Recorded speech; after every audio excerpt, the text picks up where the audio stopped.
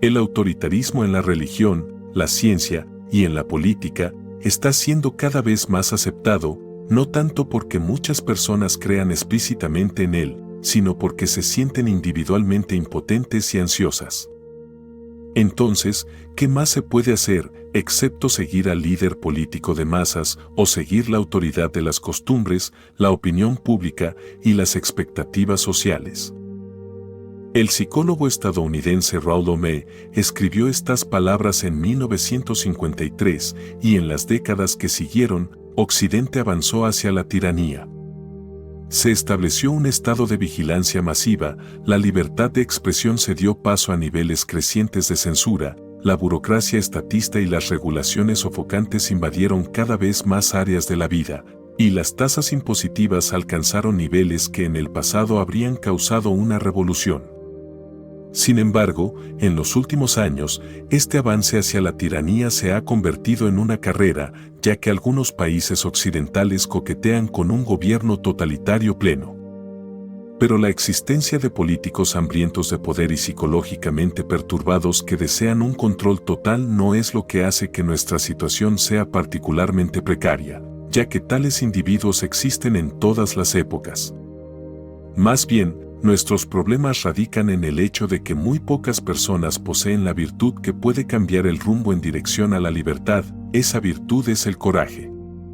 Y como Haas advirtió en 1978, una disminución del coraje puede ser la característica más llamativa que un observador externo nota en Occidente en nuestros días. Debería señalarse que desde tiempos antiguos la disminución del coraje se ha considerado el principio del fin.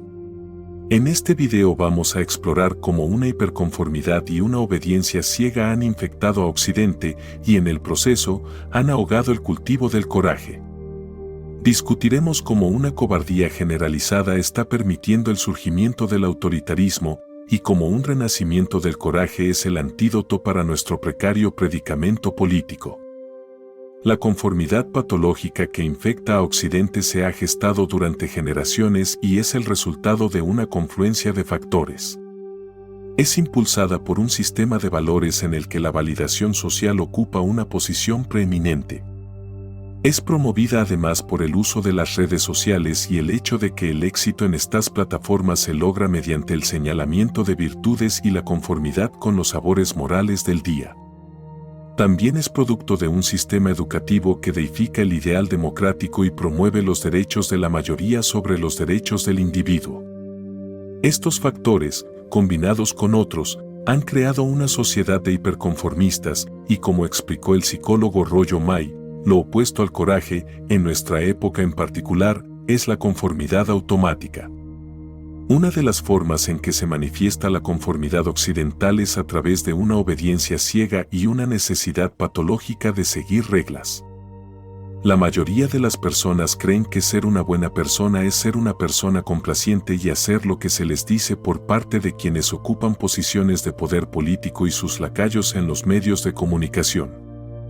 Al actuar con obediencia ciega, el conformista no diferencia entre moralidad y legalidad y, por lo tanto, permanece deliberadamente ignorante del hecho de que las reglas gubernamentales pueden ser inmorales, estar impulsadas por la corrupción y que a veces allanan el camino hacia la ruina individual y social.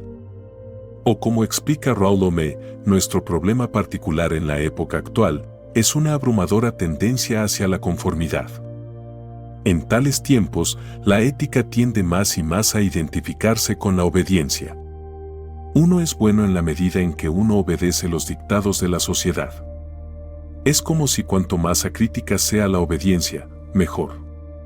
Pero, ¿qué tiene de ético la obediencia? Si el objetivo fuera simplemente la obediencia, se podría entrenar a un perro para cumplir los requisitos muy bien. Ver a otras personas ejercer un juicio independiente, la autorresponsabilidad y la autosuficiencia, perturba la creencia del conformista en el valor de la obediencia y amenaza su sentido de sí mismo. No es el caso, por lo tanto, que el conformista obedezca mientras permite que otros tengan la libertad de tomar su propia decisión, más bien, como explica Stanley Feldman en un artículo titulado Imponiendo la conformidad. Las personas que valoran la conformidad social, Apoyan al gobierno cuando quiere aumentar su control sobre el comportamiento social y castigar la no conformidad. Valorar la conformidad social aumenta la motivación para imponer restricciones al comportamiento. El deseo de libertad social está ahora subordinado a la imposición de normas y reglas sociales. Por lo tanto, los grupos serán objeto de represión en la medida en que desafíen la conformidad social. Cuando una mayoría aboga por la imposición gubernamental de la conformidad, una sociedad se coloca en lo que el psicólogo Orden Stobb llamó un continuo de destrucción. A medida que el gobierno utiliza la coerción y la fuerza para castigar a una minoría no conforme, la mayoría racionaliza su apoyo a tales medidas autoritarias demonizando aún más a los no conformes, lo que lleva a medidas gubernamentales cada vez más severas. Una consecuencia psicológica del daño es una mayor devaluación de las víctimas. La gente tiende a asumir que las víctimas han ganado su sufrimiento por sus acciones o carácter. En varios países del siglo XX, como la Unión Soviética, Turquía, Alemania, Camboya y China, las medidas gubernamentales como la prohibición de ciertos grupos minoritarios en restaurantes, pubs, cafeterías y otros espacios públicos, la imposición de toques de queda, la expulsión de sus trabajos, la imposición de multas y la restricción de su libertad de movimiento y reunión, actuaron como los primeros pasos en un continuo de destrucción que culminó en el encarcelamiento y asesinato masivo de esos grupos. En su libro La psicología del bien y del mal, Orden Stobb elabora sobre el mecanismo psicológico que facilita un continuo de destrucción. ¿Cómo se convierte el comportamiento dañino en la norma? Hacer daño a una persona buena o presenciarlo pasivamente es inconsistente con un sentimiento de responsabilidad por el bienestar de los demás y la creencia en un mundo justo. La inconsistencia nos molesta. La minimizamos reduciendo nuestra preocupación por el bienestar de aquellos a quienes hacemos daño o permitimos que sufran. Los devaluamos, justificamos su sufrimiento por su naturaleza malvada o por ideales superiores. Una visión cambiada de las víctimas, una actitud cambiada hacia ese sufrimiento y un concepto de uno mismo cambiado resultan. Para contrarrestar el continuo de destrucción que es producto de demasiada conformidad y demasiada fuerza gubernamental, más personas necesitan actuar con coraje moral. El coraje moral implica una disposición a enfrentar riesgos para desafiar órdenes inmorales, rechazar el control autoritario del gobierno y defender los valores desaparecidos de la verdad, la libertad y la justicia. Y como explica Rushworth Keller en su libro Coraje Moral, donde no hay peligro, no hay coraje. Cualquiera puede soportar la seguridad y el bienestar.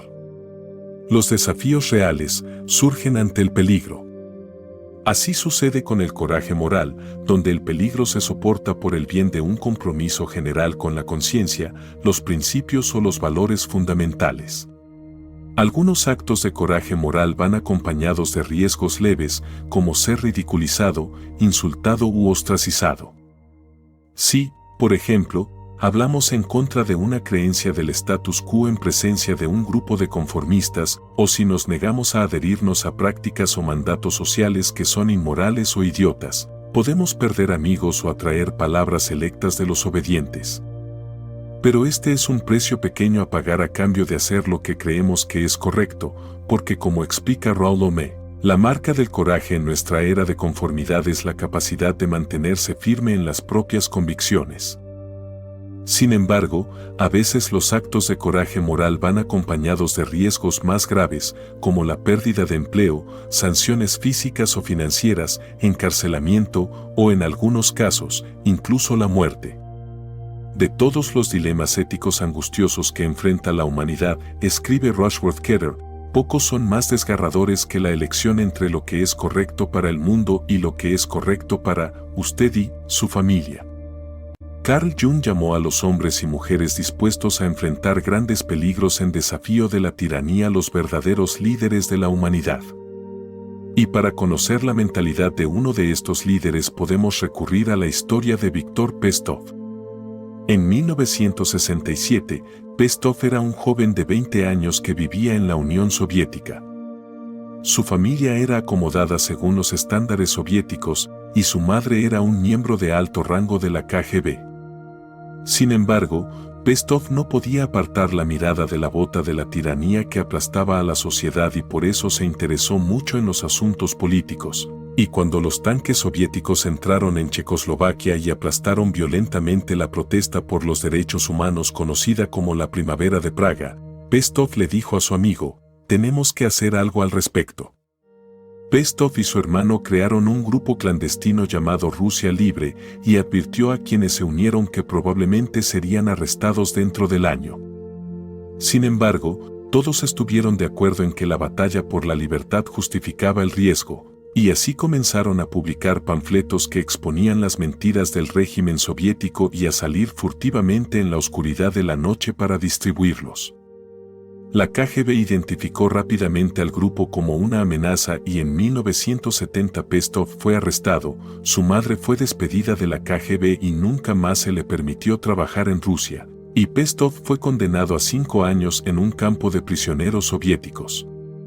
Pestov decidió enfrentarse al régimen soviético y así ponerse a sí mismo e involuntariamente a su madre en gran peligro, porque no podía en buena conciencia quedarse de brazos cruzados mientras un régimen corrupto de miles de personas destruía las vidas de millones.